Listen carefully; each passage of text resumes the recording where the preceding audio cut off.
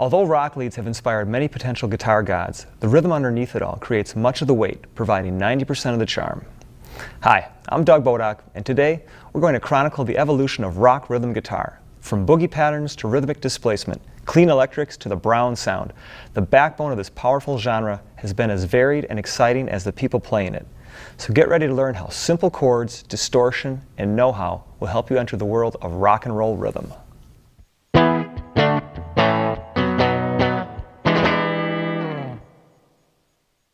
Stemming directly from old-style blues and jump swing in the 20s, rock and roll guitarists got their start with listening to piano players for rhythm ideas.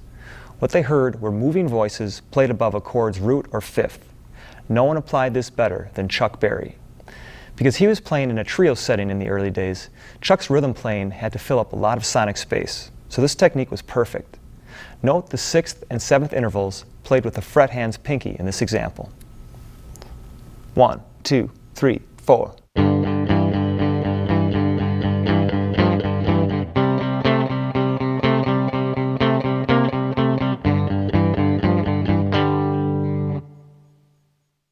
In contrast to Chuck's solo guitar duties, Carl Perkins had backup musicians providing harmonic rhythm, so he streamlined this technique to single notes and tasteful phrasing. His note choice was each chord's respective major and minor pentatonic scales, but the most important was that the roots are played on the downbeats. 1, 2, 3, 4.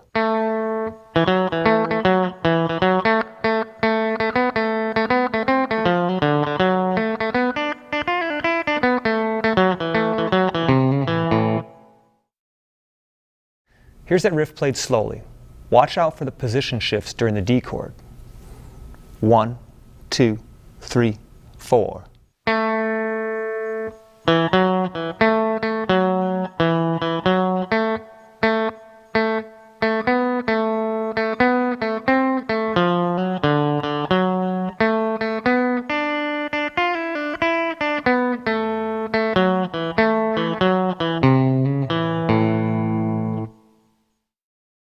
Expounding on Chuck Berry's two-note rhythm chops, subsequent bands of the 60s started using full-blown triad voicings as well.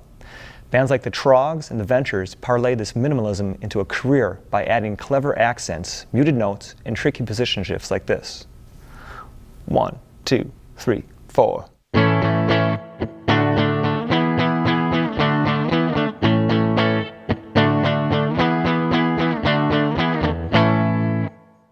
While the Ventures drenched their licks with reverb to inspire the surf culture, classic rock bands like AC/DC were charging ahead with open-string power chord riffs, letting distortion provide the intrigue.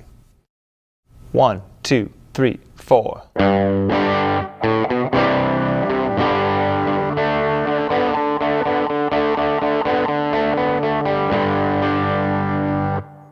We'll play that a little slower so you can get the string crossings and economy of motion down. For the G and C chords, keep your ring and pinky fingers planted on the 1st and 2nd strings respectively, while only moving your index and middle fingers for the chord changes. 1, 2, 3, 4.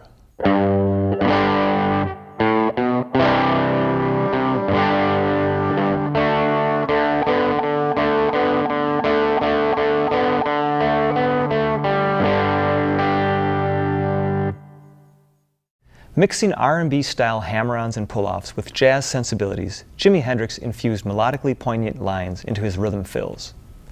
This next example showcases Jimi's uncanny ability to weasel in and out of chords with fluid connectivity and flawless agility. 1, 2, 3, 4.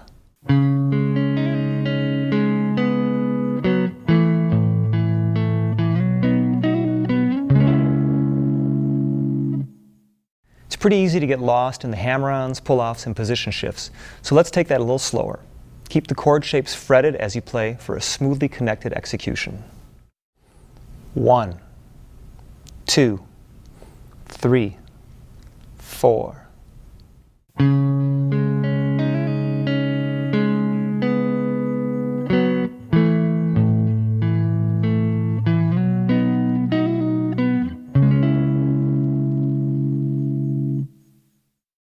Rolling Stones guitarist Keith Richards combined these chordal embellishments with boogie patterns to create a melodically undeniable riff. 1, 2, 3, 4.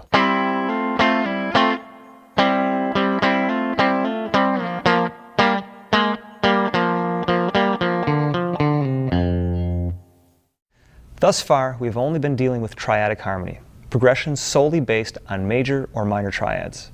But that's just the beginning. There's a host of methods used to add extra color to your common chord progressions. The simplest is that of the sus chord.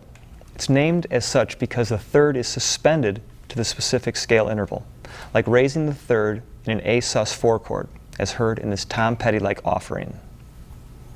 1, 2, 3, 4.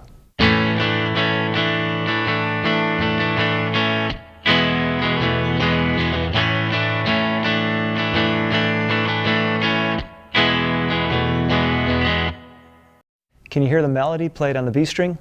Maybe a slower repetition will help focus your ears.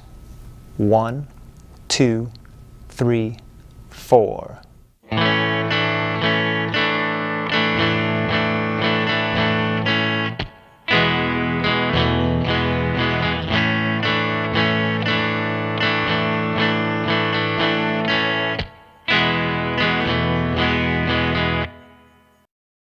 Similar to the sus chord replacing the third, add chords keep the third while adding the specific interval. Add chords create melodic tension with that relationship, making it a popular choice for 80s bands like The Police. 1, 2, 3, 4.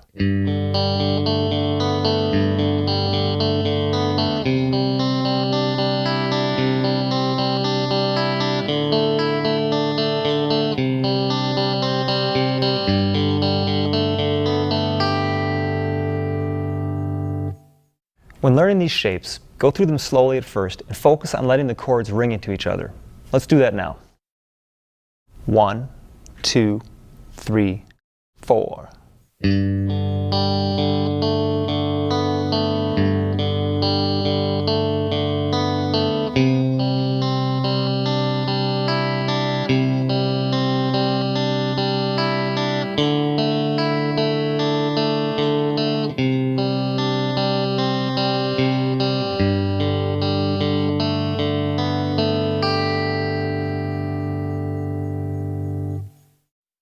Guitar master Eddie Van Halen provided the essence of rock rhythm sophistication with a variety of techniques, such as pedal tones and modal mixture. A pedal tone is a sustaining or restated note above which other voices move, often used for rhythmic displacement and harmonic complexity. Modal mixture, in its most basic incarnation, is where a chord's root has different harmonic qualities, as in the use of A major and A minor chords in the same song. Check out Eddie's take on these techniques, where he uses open strings and varied articulations to create a climactic sonic outing. 1, 2, 3, 4.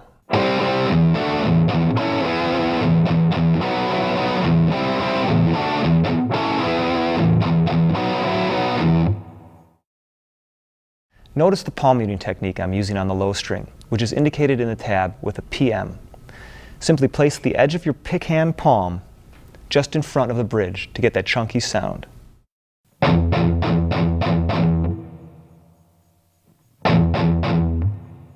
Here's that example again. Watch how I palm mute. 1, 2, 3, 4.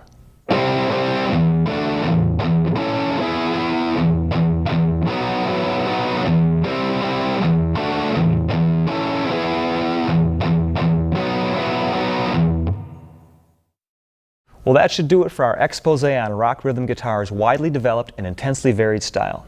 I hope it inspires your own ideas and helps you expand the possibilities of rhythm guitar. Who knows, maybe your creations will be the next milestone in rock's musical journey. So keep rocking, have fun, and play loud.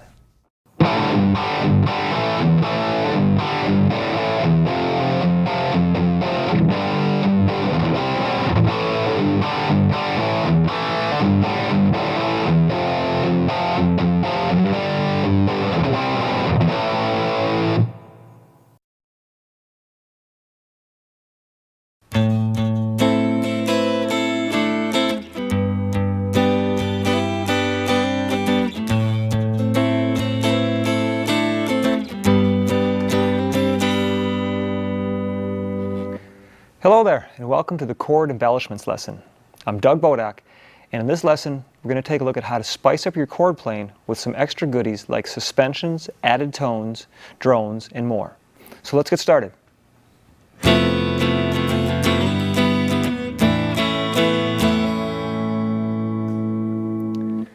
first embellishment we'll talk about is the suspension. This involves removing the third from the chord and replacing it with a second or a fourth. Let's take a look at how this works with an open D chord. Here's a regular D major chord. Now, if we remove the third, F sharp, and play the open high E string instead, which is the second, taking our second finger off, we have a D sus2 chord.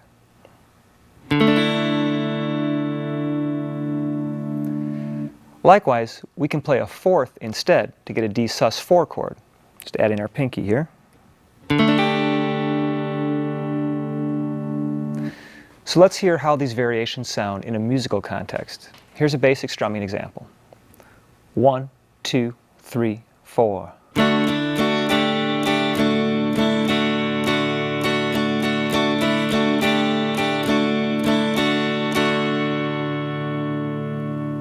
Let's check out some other chords you can add suspensions to, like the open A chord. To make this an A sus2 chord, we just remove the third, which is C sharp, and play the open B string to make it an A sus2.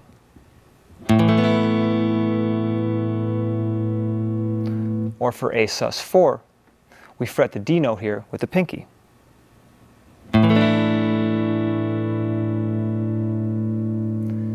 While we're at it, here's the suspended chords for F as well.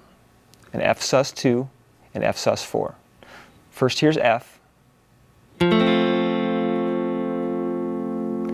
Remove the third A to get the open G string, giving you an F sus2. Or play B flat instead to get an F sus4.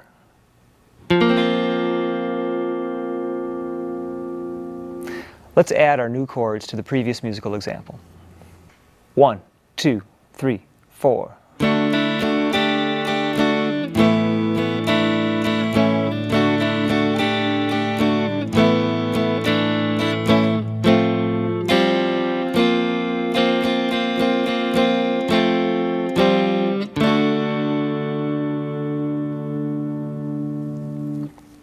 You can apply the suspended idea to any chord, though you'll find it's easier to do with some chords than it is with others.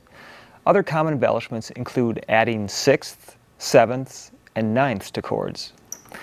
In the case of these chords, we do include the third, unlike the suspended chords we just played.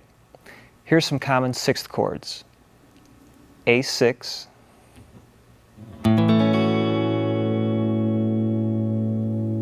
E6,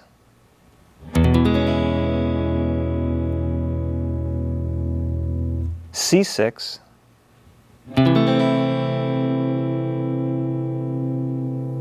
and G6.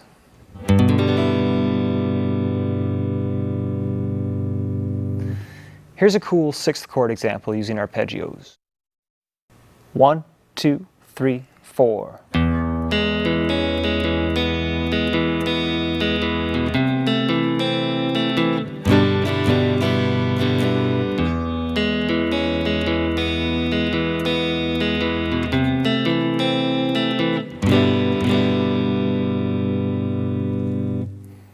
Some people are a bit confused when nines and ninths are brought into the picture. So let's clear it up first. A ninth is actually the same note as a second. When the third is present in a chord along with the second, then we call the chord an add nine, as in C add 9. So we have the C, which is the 1, E is the 3, G is the 5, and there's D acting as the ninth. So add chords contain the third, and sus chords do not. A ninth chord, on the other hand, such as C9, implies that there is also a seventh included. We've got C, which is the 1, E is the 3, B flat is the flat 7, and there's D, the ninth. Here's some common add 9 chords. A add 9, E add 9, C add 9, and G add 9.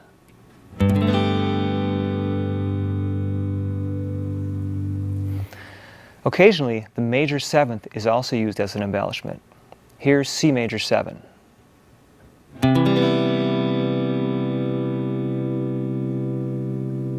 D major 7.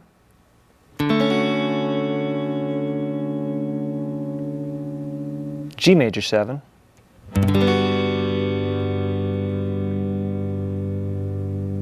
And A major 7.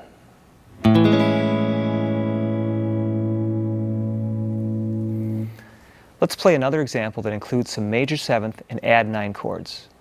This one includes hammer-ons and pull-offs, which are other possibilities for chord embellishment. 1, 2, 3, 4.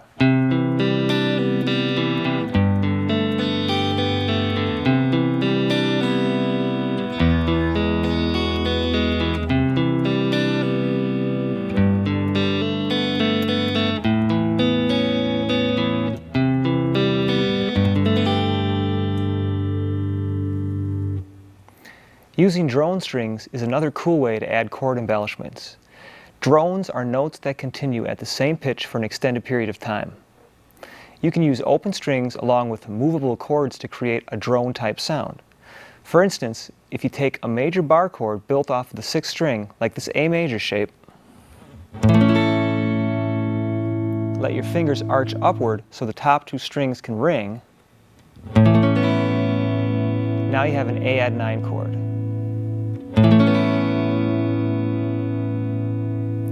Move that shape around and you can get all kinds of interesting chord voicings. Move it down to the 3rd fret and you've got G6. And move it up here to the 8th fret for a C major 7 sound. Here's a music example to play using those drone chords. 1, 2, 3, 4.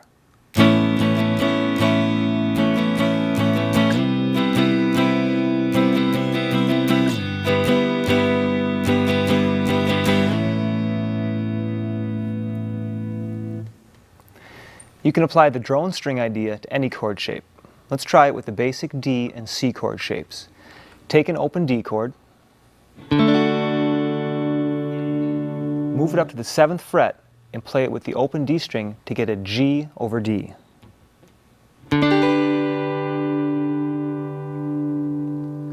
Move it up to the 9th fret for an A over D.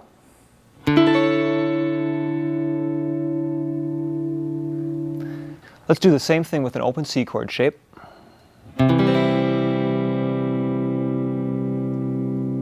Move the C shape up to the 5th fret so the G and E strings ring through and you get a D add 2 4 chord.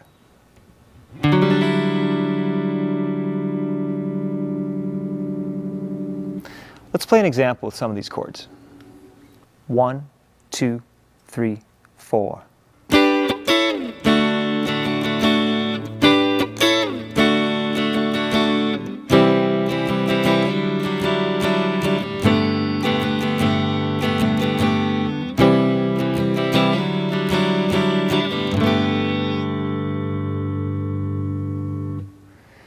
You can use other basic chord shapes with drone strings, such as E and A forms, to create some really interesting harmonies as well.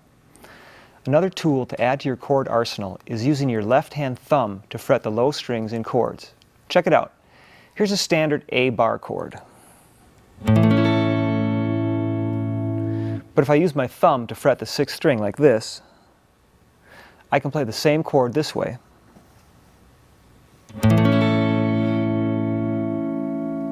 You're fretting with the left side of your thumb and kind of hugging the string a bit. You can move just your thumb around on the 6th string to get a feel for it.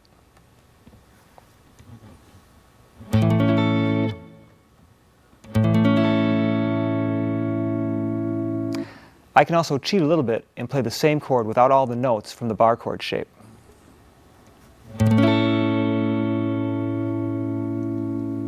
And now I have my pinky free to add chord embellishments. You can mute the fifth string by letting your thumb touch it a little bit.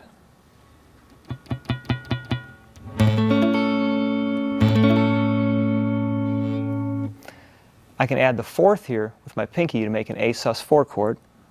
Or I can put it here for an A6 chord. Or here for an A add 9 chord. Jimi Hendrix used his thumb all the time for bar chords and was able to play all kinds of cool embellishments. Maybe something like this. 1, 2, 3, 4.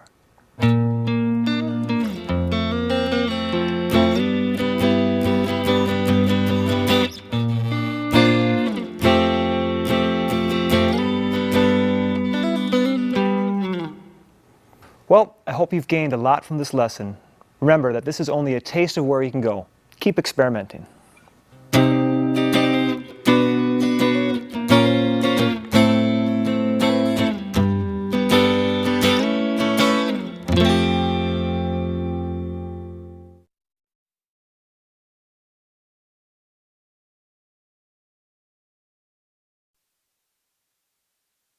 Few things in music are as fun and infectious as a great funk guitar riff. And if you've been looking to get the funk out, you've come to the right place. Hi, I'm Tom Kolb, and in this lesson I'm going to show you how to scratch, skank, and syncopate your way to killer funk chops.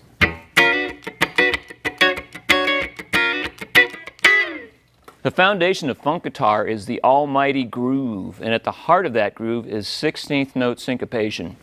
But before we dive into those rhythms, I want to show you this ninth chord voicing, as we'll use it in the rhythm exercises to follow.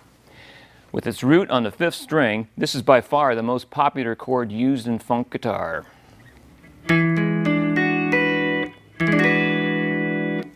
Okay, now let's plug that chord into a syncopation exercise. This example cycles through 4 common 2-beat rhythmic patterns. To best assimilate these rhythms, repeat each bar once and move on to the next without breaking stride. You may find it helpful to count out the tempo using 16th note subdivisions like this. 1E and a 2E and a 3E and a 4E and a. Now I'm going to count this in with a more real-world count. 1, 2, 3, 4.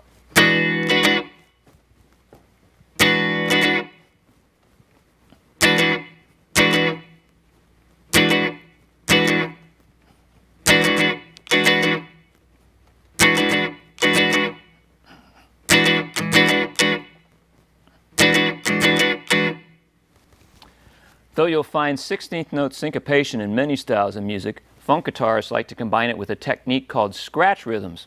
Scratch rhythms are achieved by strumming muted strings between the chord stabs. This is most easily done by lifting your fingers lightly off the frets like this. Now, using our E9 chord, let's play a funk vamp filled with scratch rhythms. 1, 2, 3, 4.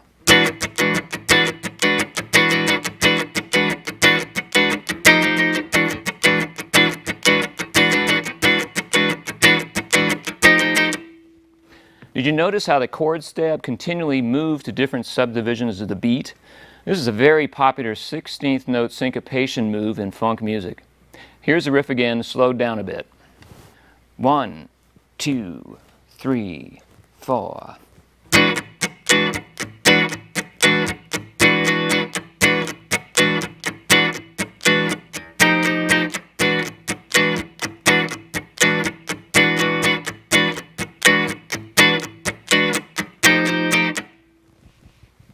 A key element in becoming a funk guitarist is having a large vocabulary of chord voicings and inversions at the ready. Here are several shapes that are commonly heard in funk guitar. The first one is the same E9 shape you've been playing, but without the root on the fifth string. This is a very common alternative fingering in funk. It's also common to play E13 like this. Alternating between E9 and E13 is a move made popular by James Brown guitarist Jimmy Nolen. Here's an example. 1, 2, 3, 4.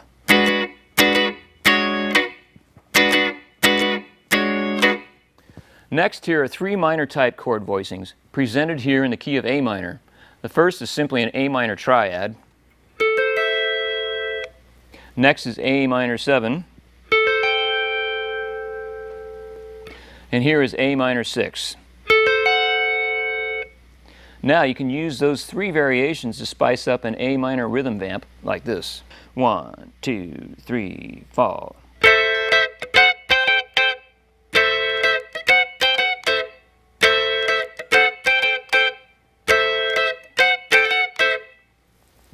It's also helpful to be able to replicate these voicings in a different octave and on different string sets. Here are the A minor, A minor 6, and A minor 7 voicings at the 5th fret on string set 2, 3, and 4. First, here's A minor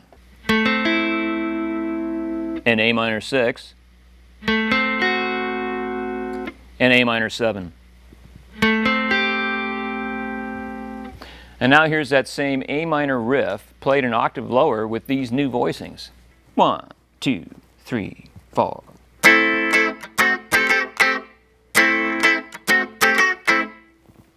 Finally, here's another A minor 7 chord voicing, along with the A minor 9 that often appears alongside it. First, here's the minor 7th and the minor 9th.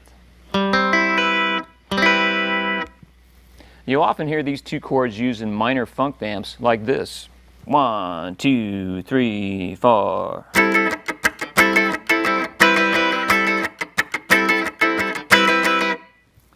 Knowing a dictionary full of chord voicings and having total command of 16th note rhythms is a great start, but it isn't enough to make you a killer funk guitarist.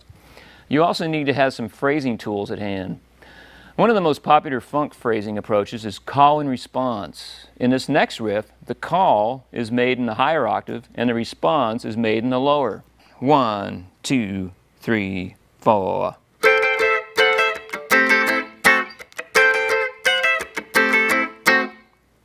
Another way to achieve call and response is to use a combination of single notes and chords. In our next example, a single note phrase serves as the call, and A minor 7 chords with rhythm scratches are the response.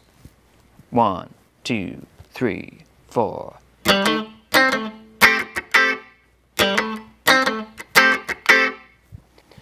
Single note lines in funk are often played with a firm attack that includes muted notes around the sounded note. This is known as the skank sound. These lines tend to come from pentatonic scales and often consist of as little as 1 or 2 notes. Here's what that sounds like. 1, 2, 3, 4.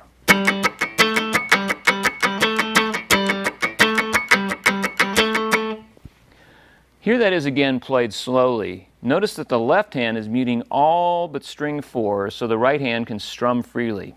1, 2, 3, 4.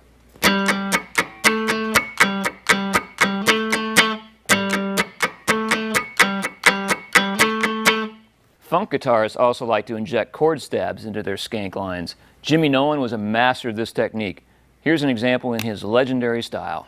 1, 2, 3, 4.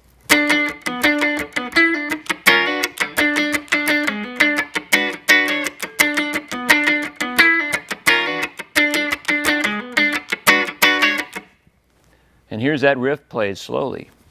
1, 2, 3, 4.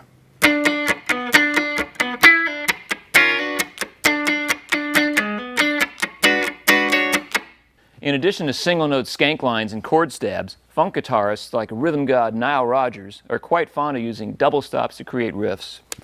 This next riff incorporates all 3 elements. 1, 2, 3, 4.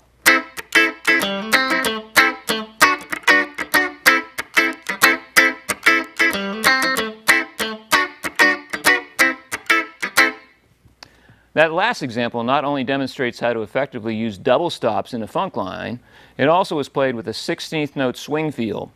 The 16th note swing feel is a long, short pattern where the first and third 16ths of the beat have a slightly longer duration than the second and fourth 16ths. Our final example is a 4-bar riff played with a swing feel, and it pulls together a bunch of the concepts used in this lesson. 1, 2, 3, 4.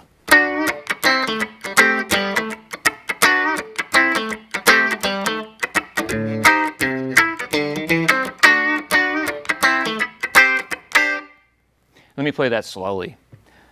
1, 2, 3, 4.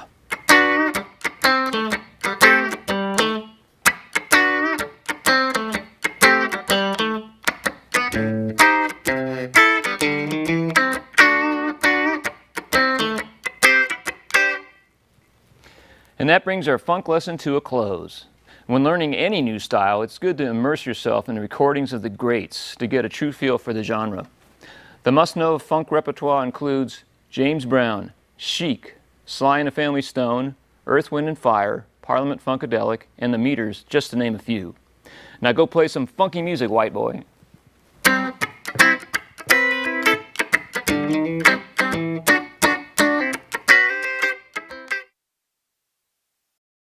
Since its inception in Jamaica in the late 1960s, reggae music, with its infectious grooves and laid-back feel, has entertained millions of music fans the world over.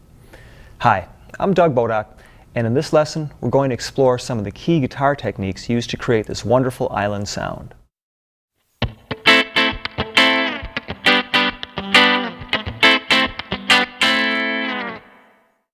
As opposed to open position chords or full-on bar chords typically heard in pop music, reggae guitarists tend to use chord voicings on the top 4 strings for a brighter, more percussive sound. Additionally, they often use various inversions of each triad to impart melodic character. Here are some of the most popular major and minor chord voicings, demonstrated in the key of A. First, here's an A major chord with the root A in the melody.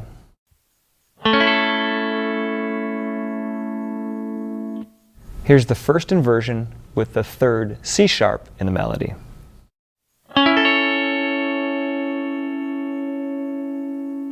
And the second inversion with the 5th E in the melody.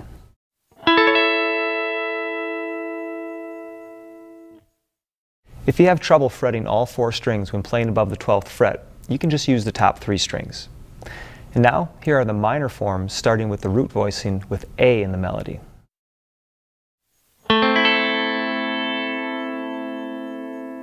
First inversion with the flat 3rd C on top. And the second inversion with the 5th E on top. More important than the chord shapes are the rhythms and feels used to play them. Reggae music is based largely on minor key sounds with a laid-back groove and a moody vibe.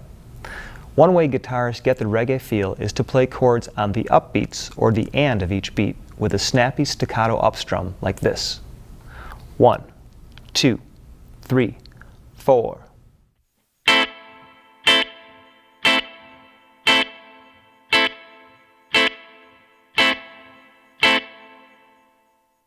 A common variation on this rhythm is to double strum the upbeat like this. 1, 2, 3, 4.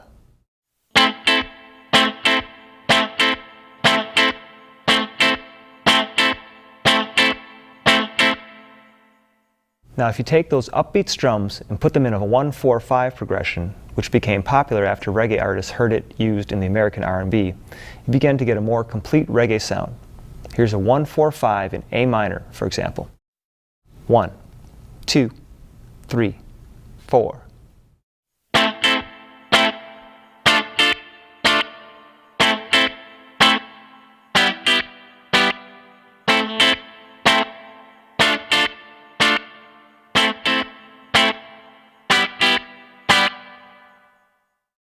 Notice that I didn't simply move the root position 1 chord shape around the neck to reach the 4 and 5 chords like this.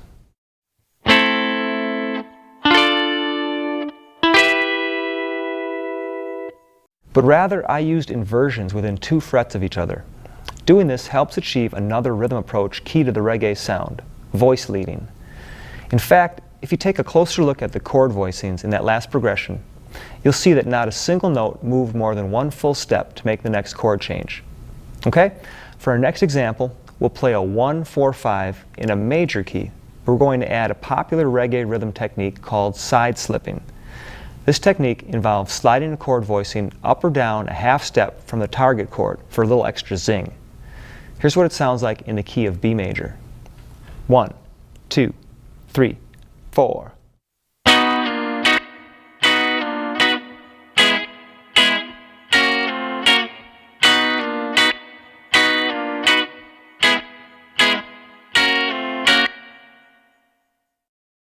Reggae is often interpreted with a swing feel, as heard in many Bob Marley hits.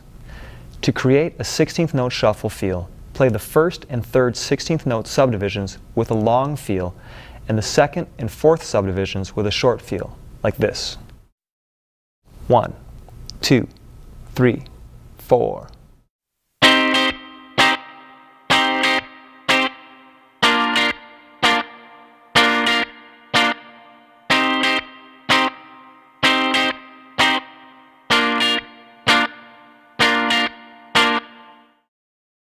Another common reggae guitar approach is to double the bass line, especially if there are two guitarists in the ensemble. This first example, where each chord's root note is reiterated in a 16th note rhythm, is borrowed from Peter Tosh. 1, 2, 3, 4.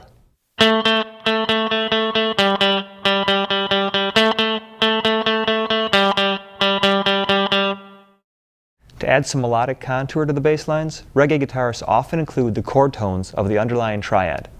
The next example uses this triad approach. 1, 2, 3, 4.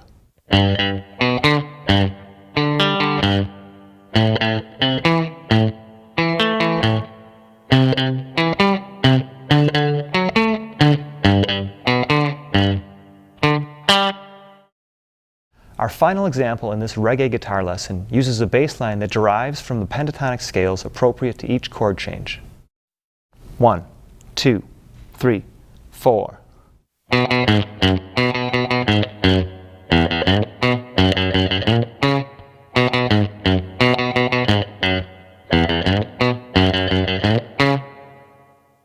And that brings us to the end of our little island excursion.